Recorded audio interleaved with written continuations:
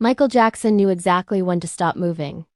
Not because it looked cool, not because it felt dramatic, but because if he stopped at the wrong moment, the entire performance would collapse. In the middle of songs, in front of tens of thousands of people, Michael would suddenly freeze. No steps, no spins, no music change, just stillness. And somehow, instead of the energy dying, it exploded. That alone doesn't make sense. Most performers are taught the same rule: never stop. Movement keeps attention alive. Stillness kills momentum. Michael ignored that rule. But here's the part most people miss. Those freezes weren't about stopping. They were about timing something much harder. People who rehearsed with Michael said these moments were planned with extreme precision. Not just where they happened, but how long they lasted. A fraction of a second too short, and nothing happened. A fraction too long, and the tension snapped.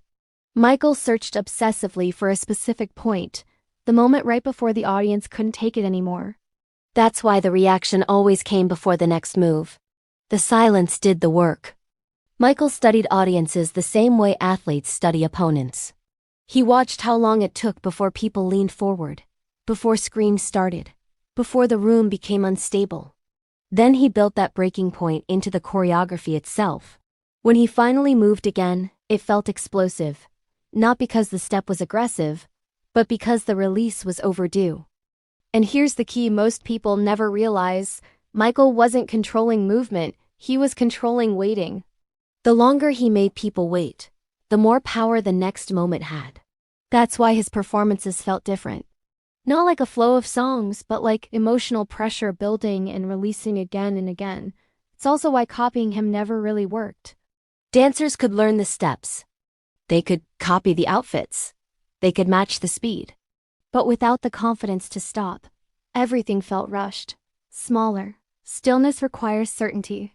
You have to know the audience won't leave. Michael knew. Because that certainty didn't come from ego. It came from rehearsal. Endless rehearsal. Practicing the exact second when doing nothing became more powerful than doing everything. Michael Jackson didn't dominate the stage by moving more than anyone else. He dominated it by knowing exactly when not to move at all. And that's the difference between someone who performs for an audience and someone who controls one. If you want more stories about the invisible mechanics behind legendary performances, subscribe. This channel isn't about trivia. It's about why icons worked.